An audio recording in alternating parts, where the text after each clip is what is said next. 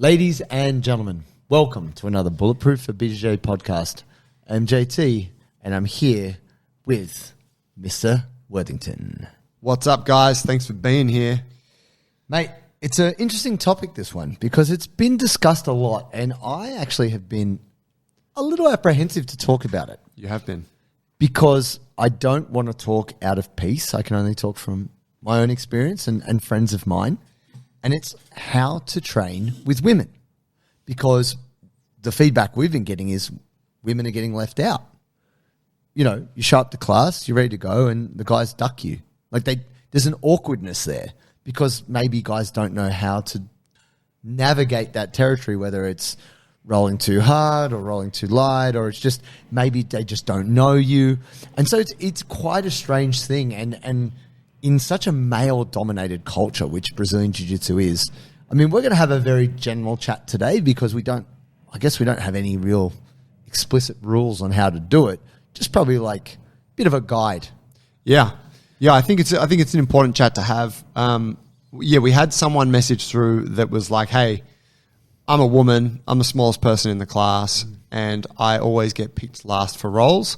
Yeah. And if it's uneven numbers, I usually have to sit the round out. Oh, it sucks. And, I could immediately identify with that because, of course, like we're not coming at this from the point of like, hey, women, here's what you need to do. No. But it's more about like, this all right, as the bigger people in the class, like as the males, and we're talking generally here, right? There are outliers. There are women who will hold their own like any day of the week with any dude on the mats, sure. Right? There are women who are bigger and stronger than me and all those things. However, the majority of females in jiu-jitsu are going to be on the smaller side. Sure. Right? And respectfully also on the weaker side. Depending, right? Yes. This is just, there are some genetic differences there and sure. We're not trying to get into the weeds of like no. gender and all those things, but all we're acknowledging is that like every jiu-jitsu class I've ever been to, it's mostly dudes. Yep. And that then means it's a harder hill to climb for the women who are in the sport. Yes. And I think it's, like from that point of view, it's an important conversation to have because I'm guilty. I can look back at my years of training and be like, I've often trained with women in class and just not really like brought much awareness to it. Right. Like I've gone into a role, it's almost been like, this is almost like a throwaway role. Right. Because it's not going to be that hard. Yeah. And I'll tell you what, it's often resulted in me having a really fucking hard role because I've got someone that's just bringing good jiu-jitsu and you're like out of position. And I'm out of position and slow and I'm like, and then I'm like, oh, fuck, that was a shit role for me. Yes. Might have been okay for them, but it also wasn't respecting. Maybe it wasn't a good role for them either. Yeah. And so in recent years, like I've started to realize, wow, I can actually change how I train a bit to get more from that. And that can be a highly productive role for me. Yeah. If I go in with that awareness. I mean, I've seen it firsthand when I started at Peter DeBean's back in the day. And at this time, we had broken up. So I'm going to talk about Sunny Munn, who was my first serious partner. And she hadn't found her thing. She'd done rock climbing. She'd done karate as a kid. She had great endurance, great flexibility, and was just a tough human. I found jiu-jitsu, and we'd broken up. And I said, I was about a couple months in. I'm like, I think I found your sport. But she has almost consistently always been like 55 kilos or less. Just really slim, strong, and just an absolute tough woman. Now, at Peter DeBean's at that time, almost, I would say the average guy was 84 kilos. The average weight. There were guys lighter, but most guys were that size or bigger. She was definitely the smallest person in the room. And this also goes to another woman, shout out Kim Cousins, single mom, ultra strong. Roll or die. Yeah, Roll or Die. Shout out to the Roll or Die podcast. Give it a check. She was also at Peter DeBean, but a little while after Sunny had been there, Sunny just copped it. She just got bashed, basically. And I felt terrible, but I didn't really know how to help her. I would roll with her, obviously, but I just see her getting physically ragdolled, and she would just cop it because she was tough and she was good enough to take it. But it was just brutal. And I kind of felt like... When you say that, like, was she getting bashed in training and not enjoying it? Or was she like, that was epic? Like, well, it was mixed. Yeah, right. She's just a tough person, so she'd put up with it. But she would definitely have training, after training, where there'd be times where she'd be very upset. And she actually didn't realize how good she was until she went to comp and then just fucking smashed everybody. Right. Just triangled everyone. And she's like, oh, that was really good. Oh my God, I got to do jiu-jitsu. And I think it's really hard. You don't often get to practice success when you're the smallest, like weaker person on the mat.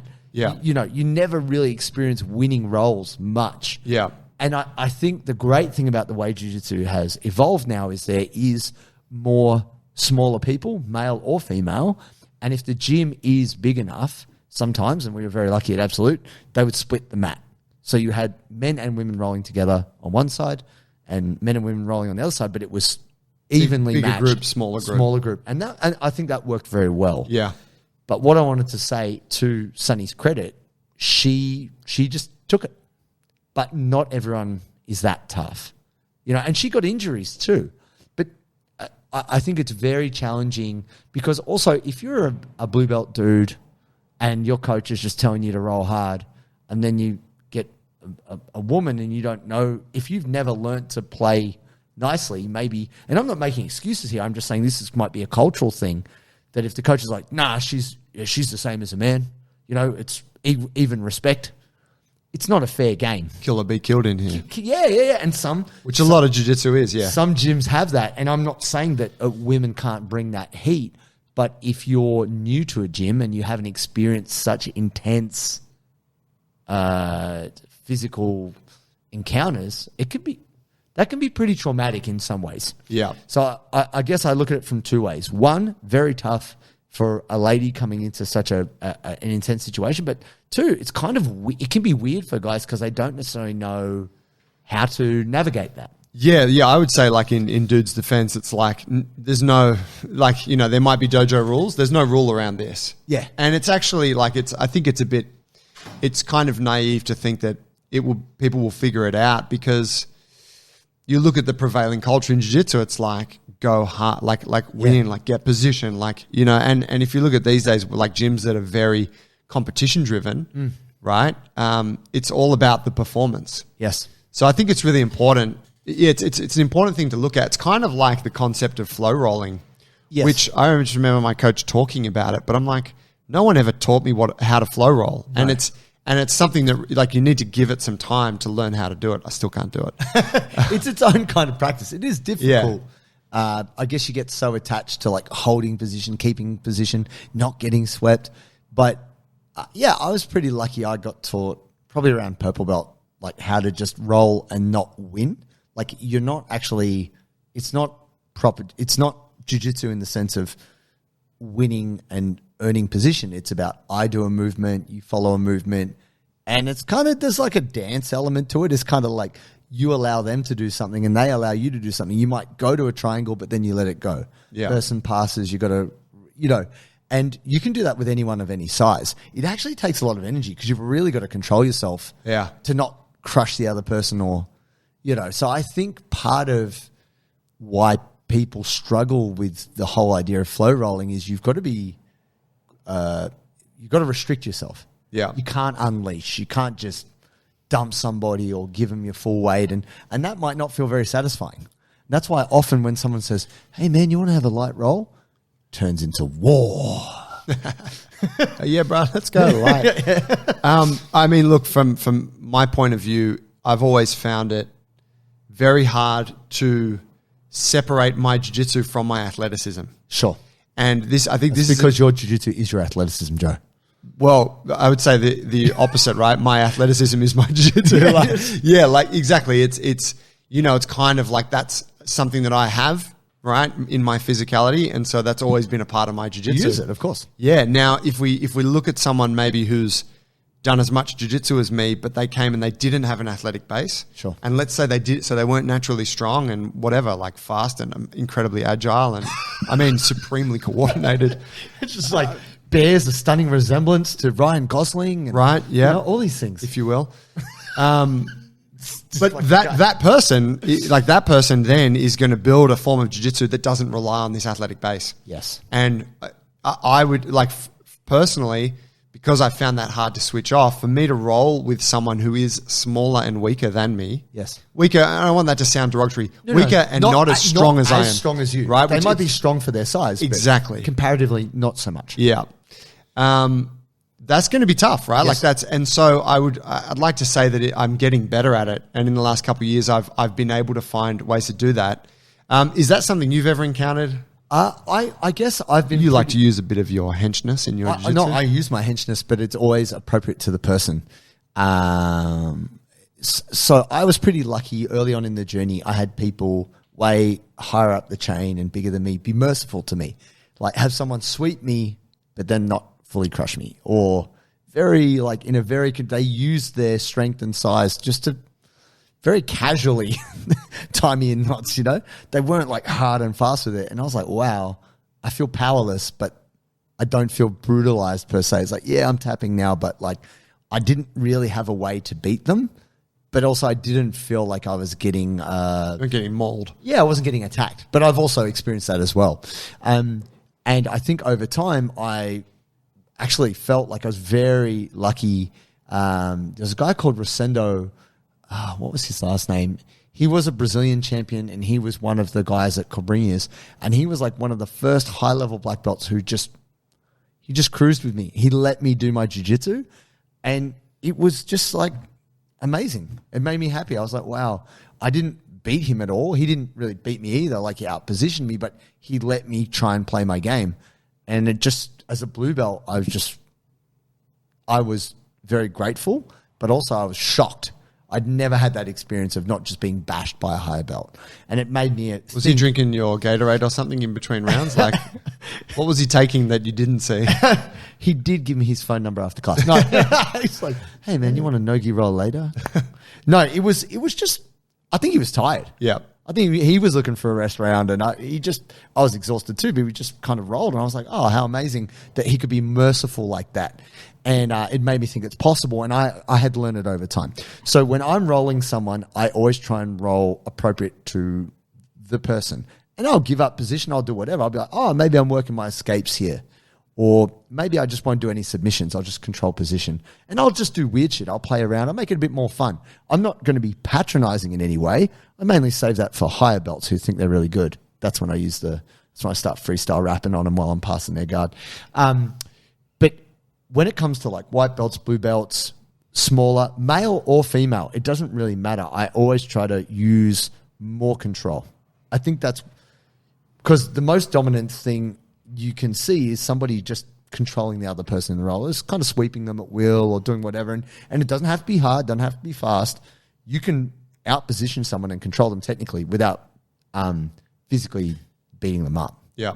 But then you can also, if someone's a bit more feisty and they need a little bit more forearm on the throat, you can do that too. But like the best thing I've learned from martial arts is the best people have ranges of control. Yeah. And yeah. And you got to work to develop that. And that's hard. So if you're just new white belt, like our Big Harris. Oh, yes. I don't know. Shout out. Man, Upstate. Shout out Big Harris. I don't know. Maybe Big Harris can flow roll. Maybe he can't. Yeah. Like, it's real tough. If you're the bigger, stronger person and that's all you know, I'm actually going to say right now, I don't think it's good for anyone, male or female, to roll someone who's 30 kilos heavier. I don't think that's good. If you're 50 kilos and the person's over 80. Yeah, not like consistently. Like it's a good thing to experience, but it's not like, oh, I need to train with this person. You say that as the bigger person, Joe. Yeah. But as a 50 kilo person, rolling anyone that much bigger than you, if the person's 110 kilos, I think it's too much of a mismatch. So I agree. Even though we want to have this discussion to say we need more inclusive roles, and we need guys to be able to roll with women in a constructive, good way. If there's too much of a weight gap, 30 kilos plus, I'm going to say it's actually not that productive. Yeah, I'd agree. I mean, we know some high level female competitors who just exclusively roll with people that like they don't roll with anyone this weight or above, right? Yeah. I think I agree. So here's something for me that I found works. I like to have, if I'm rolling with a woman, I like to have a lot more movement in the roll. Yeah, sure. And it's kind of a way that I look at it where I don't want to get stagnant in any position. Now, of course, if they've got me, like if they're controlling me, then great, like that's fine. Sure. But I don't want to end up holding them inside control or like smashing their half guard just because, and which is stuff that I might do to someone who's more of a counterpart. But that is often like taking that movement away is often relying on my strength or on my weight. Definitely. And so I find like if I go into the role and think like I'm not trying to be loose about this. I'm not trying to like not learn anything here, but I want a lot of movement. So if I find myself reverting back to, oh, I just passed the guard, now I got cyclotron, I'm like, oh, move. Like change. Because those openings will create opportunities for escape and counterattack and all those things. Yeah, for sure. And I think when you start to understand jiu-jitsu more, you can appreciate what your partner's doing. That's the cool thing. When someone does something, you're like, whoa, what did they just do there? Like, whoa, that person just took my back. I never seen that before. It's like kind of like a magic trick. And so allowing someone space to play their game is good. But the male ego is a big monster. And almost no guy, for our very primal sexist reasons, wants to get choked out by a woman. I mean, maybe you do, but maybe not at jiu-jitsu. It's a different thing. You know, leather masks and riding crops and all that. But, it's one of those things that guys don't want to lose to guys, but then also guys get this inferiority complex like, hey, dude, you just got choked out by a girl.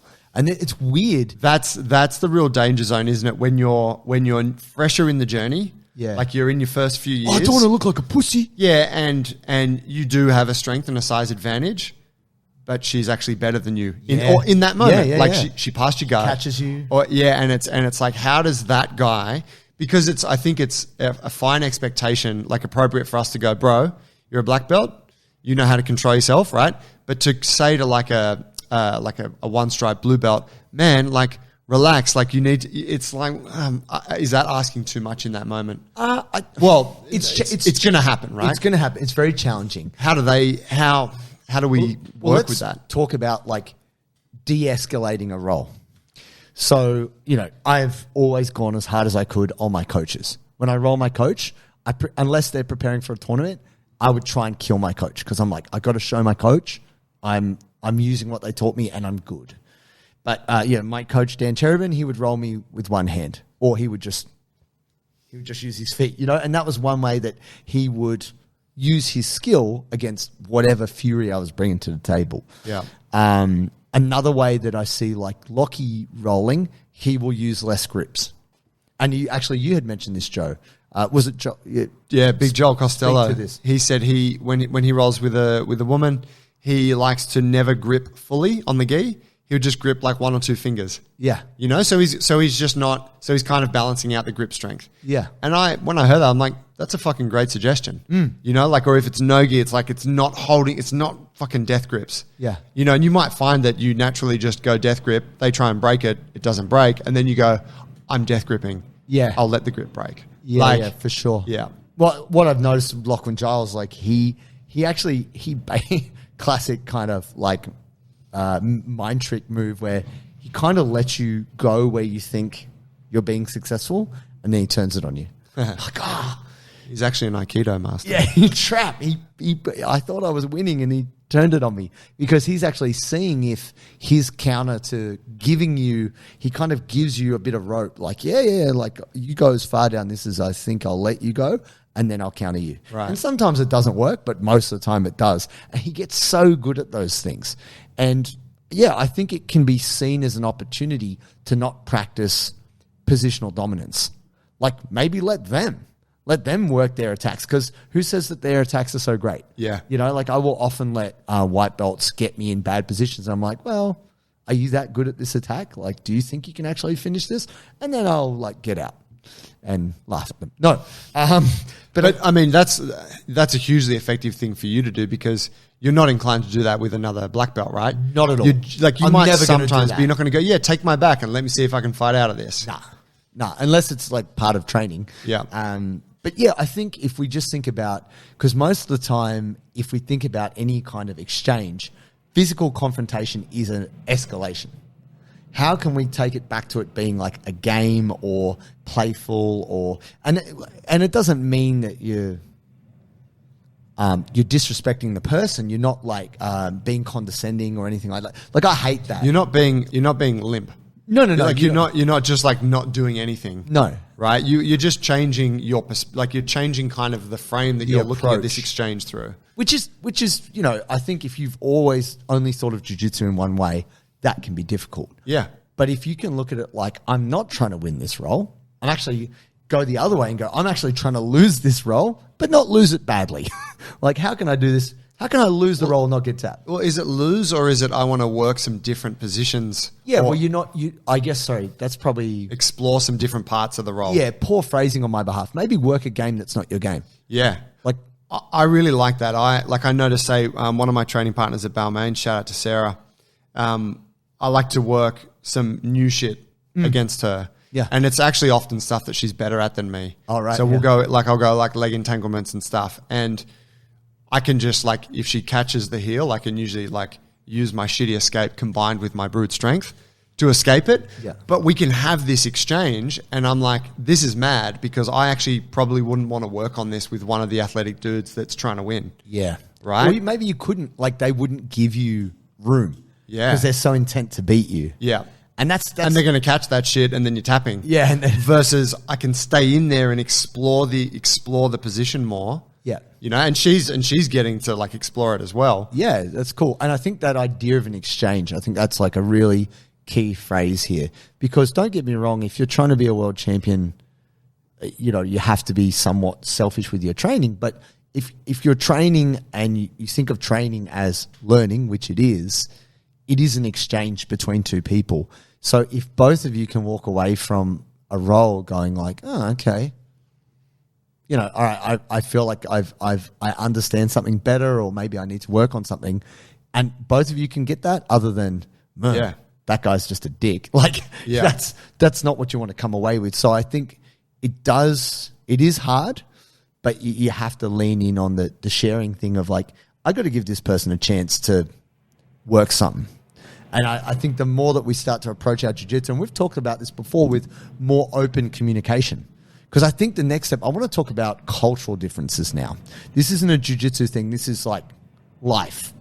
Because we're about to offend some people? No, I don't think so. I'm going to talk about real life situation. And this is, I'm not saying anything discriminatory. I'm saying what I've observed. And I pre-frame this as saying, this is not to offend anyone. This is just what I've seen. And I think it's difficult if you have certain cultural beliefs that it will inhibit your ability to train with women. And that's just what it is. And I don't know the answer for that, but what I'd say is so let's get into that. We used to train down at a MMA gym in Balaclava, which is Balaclava in Melbourne is a Orthodox Jewish area, predominantly South Caulfield, the whole area. And we had a really weird guy who was staunch Orthodox Jewish guy who would not even acknowledge the women in the room. He wouldn't roll with them. He wouldn't shake hands with them. Not acknowledge not look at them, not talk to them? No, they didn't exist. Wow. It was pretty extreme. Yep. And I mean, I'm not saying this is not because of that. Separate to that, he was a blue belt. He was a dick. Yeah. He was always trying to do weird shit, poke you in the eye, kick you in the ball. Right. He was this spazzy, weird guy. Yeah, okay. But what was so straight, at the end of the class, we do the handshake. He would actively step away and kind of divert to not make eye contact. Wow. And so whatever. So that was in line with his cultural beliefs. Yeah. Fair play. And that is not a criticism of that faith. But I also know, for example, Burak Saman. Credit to him. He's a Muslim. He has a very large gym in Melbourne. I'm friends with Burak. And also, for a long time, Jess Fraser, another friend of ours, strong female role model, she would go who is one woman that I roll with, and I bring everything to the you're roll. not holding back. I get against fucking Jess. Punished if I'm I'll just play some new... No, I don't play new positions. Don't play new position with Jess Fraser because the girl is strong and she'll fuck you up.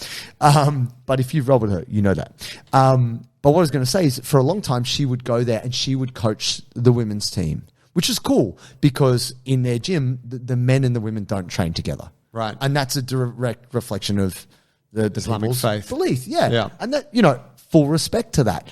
And I think actually it gets easier if you've got a big group of women who all want to train. And the difficulty is being able to find like a leader, like a female black belt who can do that. Yeah. That it's becoming more and more, there's more and more female black belts now, which is awesome. But 10 years ago, harder. 10 years ago prior, maybe impossible. Yeah. This. We had a guy, David, who we trained with over at Vantage, Jewish guy. Yep. And very faith oriented, right? Like very strict with his thing and lovely dude. But he, I think I never actually kind of noticed it, but I heard about it. But I think he would say he's like, sorry, I can't train with women. Yep. It's part of my faith. Sure. And when we would do the handshake at the end of class, he would like sort of pre-frame by telling them that in anticipation, but he couldn't shake their hand, but he would bow to them and say thank you. And he made nice. he made it very clear that like, hey, I'm not trying to like be mean to you. Yeah, it's my belief. It's what it is. And so yeah, you got to totally respect that. And there's, in contrast to say old mate that you were mentioning, it's like, yeah, it sounds like he went about it in a bit of a sort of, I don't know, derogatory way. Yeah, and look, it's difficult because way. Yeah, I'm not saying this. I'm not religious in any way, and I don't look at people as male or female. I look at them as a skill set and a physicality. If they're very athletic and they got a high skill set, it's going to be hard work. Yeah. If they're not very strong and not very technical, and it's pretty chill, So on that, Firas Zahabi, famous coach, Sure. TriStar Academy, GSP's coach, etc. He said, I don't know, some time ago that he will not train with women. Sure. And did you hear that? I hadn't heard it, but we were discussing it. Please elaborate. Yeah. Well, from what I understand, I'm assuming he's Muslim. Yeah. And from what I understand, it's part of his belief system that like he will not train with women. And I think that, don't quote me on this directly because I listened to it a long time ago. But I tried to find this clip. I couldn't find it, but please continue. I think he was saying that it has to do with him not being able to stop himself having impure thoughts while rolling with a woman. I mean, yeah, however you feel about that, for me, I was like, that seems really tough. If you're a coach and you're running an academy, I don't know. It just seems like if that's the belief, right? And if that's what they like Barack's gym, sure. Like if that's what we're doing here, then like full respect, that's what you do. That's how it runs. But putting that out there and for other people to hear it who are not Muslim but being like, yeah, I don't fucking roll with women. I just feel like it's not necessarily a good thing to throw out into the community. That's his contention. People give Firas a lot of respect, rightly so. Great coach. Yeah, I imagine. But whatever. He's not my fucking life coach. Like, that's not my set of beliefs. Yeah. I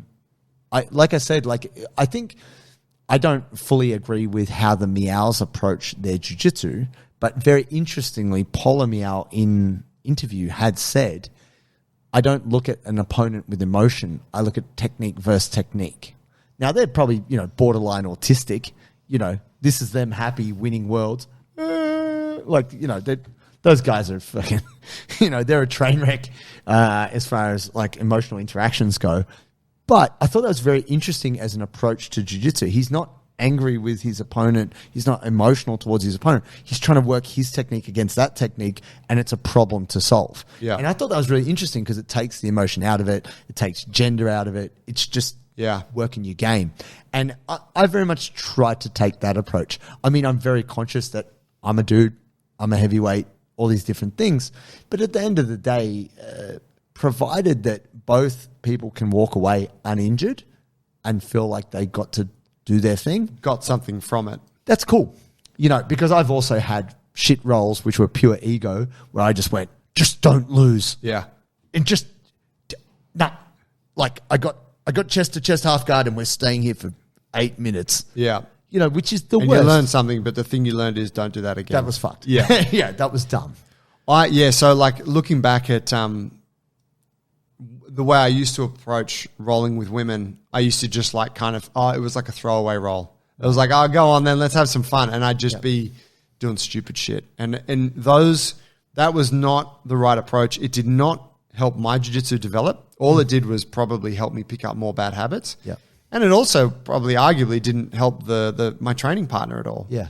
So I think like being able to find that balance where you can still be intentional about what you're doing. Yeah. You can still be zeroing in on something that you want to work on, but not relying purely on your advantages, your strength advantages and whatnot, or even your skill advantages. Like if you do have a huge skill advantage, work some positions you suck at so you don't have such an advantage. Sure. You know, I just think it's really important. I think it's important for your jiu-jitsu, right? But it's also really important for the culture and for your training partners. 100%. And I mean, Shanji talked about that too. You know, guys just get the wrong idea.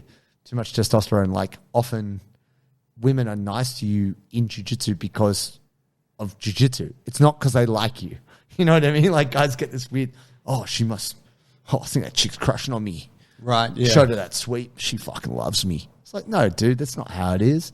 You know, and there's all this really messed up stuff within the leadership of jiu-jitsu, you know, not having a professional approach to it. And look, if you're just a person who's showing up, you're not thinking about professionalism. You're just a guy just trying to get your roles in. But that said, like if you've got a sister, an auntie, we've all got mothers, you know, like I always try to put it in the context of my sisters because I have 2 younger sisters. It's like if they went to a jiu-jitsu gym, how would I want them to be treated? And I wouldn't want them to be brutalized. I would want them to like jiu-jitsu. I'd want them to want to come back. So I wouldn't want to be the reason that they would quit. Yeah. You know what I mean? So I always try to keep that in the back of my mind. And look, so Michelle Nicolini, one of the true GOATs of the game, went to MMA, recently came back and won Europeans like last year. Just cause, put the gear on, like, yeah, I can still do this shit. Yep. She did a seminar at Absolute MMA. She was friends with Thiago Stefanucci, who was running the gym at that time, and I was a bit of a fan. Like, not like crushing on her, but just a fan of her game, and had watched all the video breakdown of her game, and I came up to her like a little bit too eagerly and was just like, Michelle Nicolini, so nice to meet you. Like, I'm here for the seminar, just da da da da da. And she was like, I have a boyfriend. just straight away, like, just so you know, I have I'm like, yeah, cool. Like, that's cool. What's his name? Yeah. Hey. Does he train? Actually, at the time, it was a guy called Philippe. I never got to fight him. I wish I did. He was very good. Doesn't matter. This is an interesting thing. She would not roll with me in the seminar. I was like, okay, interesting. Bit like, I thought, had I offended her? Didn't know what was up. Then the seminar was over, and I was just hanging out, and I just wanted to talk to her about jiu-jitsu. And she's like, okay, now we can roll. And she rolled me like nonstop for about half an hour. She toe-holed me about 15 times. I don't know, must have just kept leaving my foot. She just kept hitting the foot lock on me every time. I was like, whoa, oh. And she was just like a ball of fire. Why do you think she didn't roll and then did? I think it was, I don't know if it was the audience, like because she didn't know me, and I'm just like a, I don't know, middle heavy purple belt guy. She's like, I don't know if I trust this guy, but it wasn't, I don't think it was that she thought I would beat her or anything like that. I think she wanted to take the pressure of the class away. It was basically just myself, her, and Thiago. And so she's like, all right, now I can, she styled on me, right? Yeah. Like, I almost got her back at one point. Like, after half an hour, I was like, I didn't. You know, like, what could I think? But, you know, like, I think the challenge is that when we do jiu-jitsu, as much as we say, you know, the classic, leave your ego at the door, whatever, we are really aware of who's watching us. The coach. You know, when you hit the sweep, you look around, no one's watching you. Coach is looking at someone else, like, and then you're like getting triangled. Coach looks over, like, shaking the head. Yeah. You know, we are doing it for ourselves, but we can't know how good we are without a degree of feedback. So we do look to our peers and the people around us. And because we're so conditioned by society, we bring all these gender stereotypes and norms into an environment where it's not necessary, in my opinion. And I think that ultimately the sport doesn't grow if we don't have more women in jiu-jitsu. Thankfully, we do, because of organizations like Australian Girls in Gi, shout out Jess Fraser, because of great women leaders and champions like Nikki, Lloyd Griffiths, Hope Douglas, you know, women who are leading the way. And we can even see it now. Nadia Franklin coming through. Yep, Naomi Schultz. Yeah, Naomi Schultz, you know, like we're seeing this. Even Mars Ciccarelli, she's leading the way and she's absolutely, killing yeah. it. I think, and obviously, right, like there's huge credit to all those individuals. I do think though that, you know, bringing it back to like for the bulk of guys out there who are like showing up a couple of times, just want to bang, get my jiu-jitsu in. And it's like, oh, I don't want to roll with that girl because I want a hard roll. I want to go hard. You know, and I think I actually, I know we're kind of approaching it, but I understand that. I understand that mentality where you're like, look, I got 3 rolls tonight and I'm only here twice a week and I just want to fucking bang with the guy that I always bang with because we have sick rounds. Yep. I totally get that and I think it's really important to have it. But I also think that from a selfish point of view, you can see it to go and roll with that woman that you tend not to roll with. You can actually get your jiu-jitsu can learn more in that exchange if you go into it with an intention. Yes. You know, I think that can be good for you. And of course, that is good for her, who is one of your training partners, and it's good for the academy. It's good for the sport. Good for everyone. Yeah. For sure. Yeah, I think key takeaway, you can learn from anyone and you can also learn from not going 100%. In fact, the learning is usually done kind of brainstorming and making mistakes and things like that. And you can reframe any situation as an opportunity. And I think that showing a little bit more thought and understanding is going to make roles better. And it just means training with women is not an issue. And we can all get better like that. There it is, fam. Thanks for tuning in today. If you want some help with your training, we got you. You can take a free trial of any of our programs. Go to bulletproof for BJJ.com and we'll see you on the inside. Peace. Oh, yeah.